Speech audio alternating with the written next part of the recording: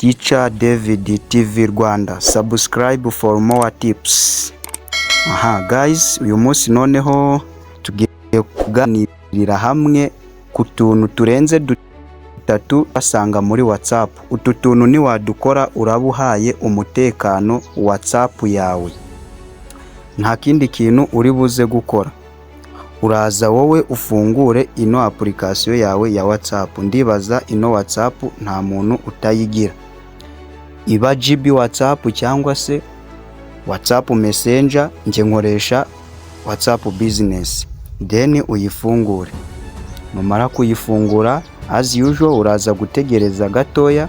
Wowe utarakora subscribe, ukora subscribe kugira ngo tujye tubana. Urabona ko wacitswe n'utuntu twishi. Like, share, comment ni iby'agaciro cyane. Nta kindi kintu guys uri buze gukora. Ikintu uri buze gukora uraza kuri utu tudoti dutatu. Utu tudoti dutatu ndibaza nta muti kutureba. Utungutu dutatu. Utu tudoti dutatu nitwo tugiye gukirikaho. Then udukirikeho. Guys, ndibaza ko nta muntu. Numara kudukirikaho guys, ikintu muri buze gukora, muraza kujya hano kuri reset. Hano hantu handitse settings. Doti dutatu kimara kudukirikaho uri bubone aya magambo akurikira muri ubu buryo. Noneho nta kindi kintu uri buze gukora, muraza kubona ahantu handitse settings. Hariya niho hantu tugiye kugira tugishyira muri group. Tutabahaye uburenganzira tugiye kubahereza gasopo. Ba bantu bose babona ko twasomye message zabo tugiye kubahereza gasopo. Na ba bandi bose batureba turi active, baturebera profile picture, ibyo byose tugiye kubiva imuzi n'umuzingo. Guys, hano nta kindi kintu uri buze gukora. Ibindi bintu tuzabiganiraho nyuma. Ikihutirwa cy'ingenzi ni akangaka ka privacy. Niko kantu tugiye gukirikaho. Akangaka ka privacy niho hantu tugiye gukirikaho, niho hantu tugiye gutwikira, niho hantu tugiye gukorera utuntu twacu twikomereza. Guys, ni hano nababwiraga. Guys, nta kindi kintu tugiye gukora. Ubu twageze ku kigwa cyacu. Nukuvuga ngo hano hari utuntu tugeze muri dutanu. Ni dutanu. Hari utuntu tugeze muri dutanu nitwo tugiye kubanza kuvugaho. Guys, akandi tuzakavugaho nyuma. Murabona ko hano haranditse ngo who can see my personal info. Ubwo ahanga last seen and online. What does it mean? Last seen and online. Nukuvuga ngo hano ni wa muntu uzamenya ko uri online cyangwa se yajya kuri hahandi mwandikirana message, yareba hejuru akamenya ngo uyu muntu burya yarari online saa 2:30 z'amanywa, yarari online cyangwa se aheruka online ejo cyangwa se mukanya vari online. Guys, ibyo nibyo tuje guhagarika. Hano rero niba ushaka ko nta muntu umenya ko uri online cyangwa se igihe waviriye online, guys, dore aka niko gatip ugomba kureba neza ukuntu ngiye kubikora. Urahakirika. Numara kuhakirika barakuzanira ngo who can see my last scene. Ese ni everyone? Ese ni everyone? My contact, abantu mfitiye nimero. My contact except, abantu mfitiye nimero havuyemo. Nobody, nje nashyize kuri nobody. Nta muntu wemerewe kumenya igihe naviriye online atari ngewe ubihaye uburenganzira. Ninjye ugomba kubyimenyera. Ahandi hantu rero tip ya kabiri, who can see when am online. Ninde ugomba kureba ko ndi online? Ese ni everyone, buri umwe? Same as last scene. Nushyira kuri same as last scene urabuvuze ngo bibe nkuko hano nabikoze, naho ubwo ni nobody. Same as last scene, ubwo naho urabuvuze ngo ni nobody. Guys, ni nobody niko urabuvuze nukora kuri same as last scene. Nge nashyize kuri same as last scene. Wowe ikintu uri buze gukora urashyiraho, niba ari wowe, niba ari buri umwe, niba ari abantu ufitiye nimero urashyiraho, niba ari abantu ufitiye nimero ukuyemo uragira nabo abukuramo. Twihuta ikigwa cyacu kidatinda. Poet ya kabiri iravuga ngo profile photo. Profile photo urahakirika. Numara kuhakirika, ese ninde ugomba kureba ifoto iri kuri profile yawe? Ese ni buri umwe? Ese ni buri umwe? Ese ni abantu ufitiye nimero? Ese ni buri umwe? Ni abantu ufitiye nimero? Ni abantu ufitiye nimero ukuyemo? Ese nta numwe? Ngewe nashyize kuri everyone. Wowe nubishaka urashyira kuri nobody, nta numwe. Urashyira kuri nobody cyangwa se ushyire kuri my contact, whatever you want. Then icyanzanye ni ukugusobanurira utu tuntu uko dukora. Then about. Mbibutse ko ino about ni cya gihe umuntu ajya muri details zawe akareba information ariho usanga bakuye nimero yawe cyangwa se ibintu byose bikwerekeyeho. About. Guys, ahangaha kuri about ngewe ikintu nakoze nashyize kuri nobody. Ugomba kumenya ibyanjye kuko ibyanjye biba public. Nobody. Wowe nubishaka urashyira kuri everyone. Niba uri umu businessman buri wese azajya abibona. My contact, abantu ufitiye nimero, kuko ntabwo umuntu yareba ibintu byawe utamufitiye nimero, warayisevinze. Then my contact except, abo mfitiye nimero noneho ukuyemo, wowe urakirikaho kuri except, then uba excluding. Then hano nge nashyize kuri nobody. Nta muntu ugomba kumenya ibyanjye, ni nge ugomba kubyimenyera.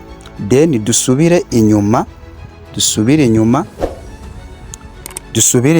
noneho hano kuri status. Guys, hano kuri status ahangaha, hano ni bantu. Ahangaha ikintu havuze ni umuntu ugomba kureba status zawe. Hano nge nashyize kuri my contact, abantu mfitiye nimero bagomba kureba stati zanjye nashyize na postings. My contact except, murabona ko hano haranditse ngo excluded, zero excluded. Nta muntu numwe nigeze ngirute nkuramo. Include, hano noneho n'abantu washyizeho ko bagomba kureba status yawe. Guys, nge nashyize kuri my contact. Wowe nubishaka uzashyiraho only share with abo wayisharinze. Then my contact except, ushobora kuba ari nk'akantu washyize kuri status wenda ushaka ko amaniga yawe cyangwa se amaji yawe cyangwa se inshuti zawe arizo zikareba gusa. Hari nk'abantu udashaka wenda ko ababyeyi babibona, cyangwa se udashaka ko undi muntu mukominikana atabibona. Ikintu ukora uhituza ugakirika hano handitse my contact except, then abo bantu ukabexcluding, ukabakuramo nyine. Abo bantu ntabwo bazigira babona status yawe. Nicyo bishatse kuvuga. Babandi rero batinya gushyira status bitewe n'ikintu runaka ugiye gushyira status wenda, then akangaka kaza kugufasha. Kano ka my contact except, abantu mfitiye nimero ukuyemo uyu nguyu nibo bagomba kureba status yanjye. Guys, reka twihute kugira ngo video itaba ndende. Noneho guys, akandi kantu k'ubwenge, wowe utarakora subscribe, ukora subscribe kugira ngo tujye tubana. Akandi kantu k'ubwenge guys, na kantu kitwa read recipients. read recipients. Aka kantu guys, aka ngaka guys, aka kantu read recipients, hano hantu abantu bakunda kubyitiranya. Ni ukuvuga ngo aka kantu murabona ko nge karafunguye, buriya umuntu nasomeye message ahita bibona guys. Iyo uje ukagakirikaho kakamera guki,